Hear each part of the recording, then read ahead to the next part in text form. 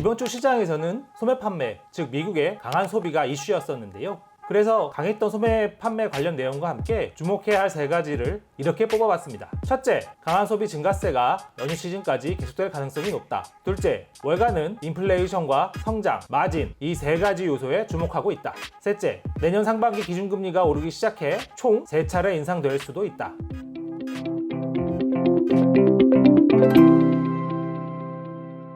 여러분 안녕하세요. 서울경제신문 뉴욕특파원 김영필입니다. 10월 소매 판매가 전월 대비 1.7% 증가하면서 예측치 1.4%를 웃돌았습니다. 미국은 소비가 경제의 3분의 2를 차지하는데요. 즉 소비가 좋으면 경제도 좋고 소비가 나빠지면 경제도 나빠지는 구조입니다. 소비의 나라라고 하는 이유인데요. 먼저 소매 판매에 관해서 알아보겠습니다. 미국의 10월 소매 판매 수치 증가세는 1990년대 이후 가장 빠른 속도라고 하는데요. 전체 13개의 품목 가운데 전자제품과 건축자재, 자동차 등 11개가 전월 대비 판매가 증가했습니다. 이렇다 보니 경제 성장률 전망치도 상향 조정되고 있는데요. JP모건은 강한 소비에 미국의 4분기 GDP 예상치를 기존의 4%에서 5%로 올려잡았습니다. 앞서 설명드렸지만 미국은 소비가 경제의 3분의 2 정도를 차지할 정도로 비중이 높아서 소비가 좋아지면 경제도 좋아진다고 생각하시면 됩니다. 코로나 관련한 상황도 조금씩 나아지고 있는데요. 최근 환자 수가 다시 증가하면서 우려의 목소리가 나오고 있지만 코로나와 싸울 수 있는 무기가 계속 늘어나고 있습니다. 대표적인 게 화이자의 먹는 치료제인데요. 이번 주 화이자가 FDA에 코로나19 치료제 긴급 사용 승인 신청을 했었지요. 입원과 사망 확률을 89%까지 줄여준다고 하니까 이 약이 승인을 받아서 출시되게 되면 전반적으로 경제 정상화 속도는 가속도가 붙을 것 같습니다. 문제는 이제 또 인플레이션입니다. 이 인플레이션이 가장 또 중요하죠. 소매가 강하다는 것은 수요가 또 많다는 뜻이기도 합니다. 경제의 기본이 수요와 공급, 즉 수요와 공급 곡선에 따라서 운영이 되는데요. 현재 공급이 어렵다는 얘기는 많이들 들어보셨을 겁니다. LA와 롱비치항 앞에도 컨테이너 선들이 많이 쌓여 있지요. 이렇게 공급은 안 되는데, 즉 물건은 없는데 앞에 설했듯 소비가 많으면 결국 가격이 오를 수밖에 없습니다. 그래서 요새 월가에서는 기업의 실적을 볼 때 인플레이션과 성장, 마진 이 3가지를 눈여겨본다고 하는데요. 무슨 뜻인고 하니 성장은 말 그대로 성장, 즉 매출이 얼마나 늘어나느냐 이걸 의미하는 것이고요. 인플레이션은 또 마진과 연결이 돼 있는데 지금처럼 비용이 늘어나는 상황에서 마진이 줄어드느냐 아니면 늘어나느냐 이 추세를 보겠다는 겁니다. 좋은 예가 바로 월마트와 타겟인데요. 두 업체는 이번 주에 3분기 실적을 내놓았습니다. 매출과 이익, 절대치는 늘어났었는데요. 근데 공교롭게도 주가가 하락했습니다. 이유는 바로 마진율에 있습니다. 타깃만 해도 3분기 영업이익률이 지난해 8.5%에서 올해는 7.8%로 떨어졌습니다.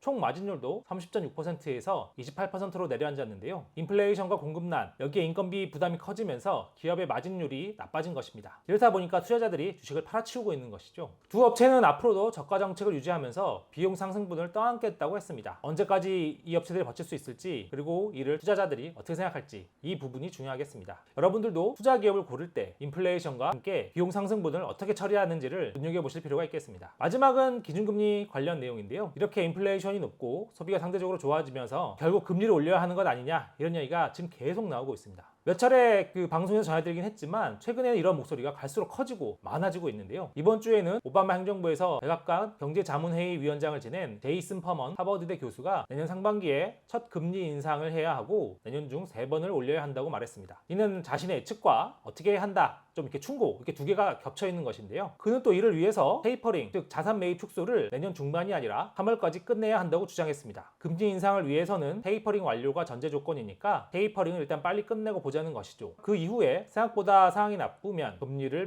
더 많이 올리고 상황이 좋아지면 즉 인플레이션이 잦아들고 아니면 또 고용이 더 낙화하면 좀 상황이 나빠지면 금리 인상 시점을 미루자는 것이죠. 어쨌든 이를 위해서는 테이퍼링을 먼저 빨리 끝내야 한다는 겁니다. 중요한 것은 지금으로서는 변수가 많다는 점입니다. 앞서 말씀드린 퍼먼 교수의 생각은 자신의 생각과 전망 이게 두 개 합쳐진 것인데요. 중요한 것은 소비가 계속 좋을지 이 부분은 이달 말 추수감사절과 블랙 프라이데이가 지난 다음에 실적이 나오면 추가로 확인할 수 있을 겁니다. 또 연방준비제도가 조기 금리 인상에 나설지는 12월 FOMC에서 힌트를 얻을 수 있을 것으로 보이는데요. 이달 말부터 다음 달 초중순까지 중요한 이벤트가 이어질 것 같습니다. 오늘 여기까지고요. 다음 주에 또 알찬 소식으로 찾아뵙겠습니다.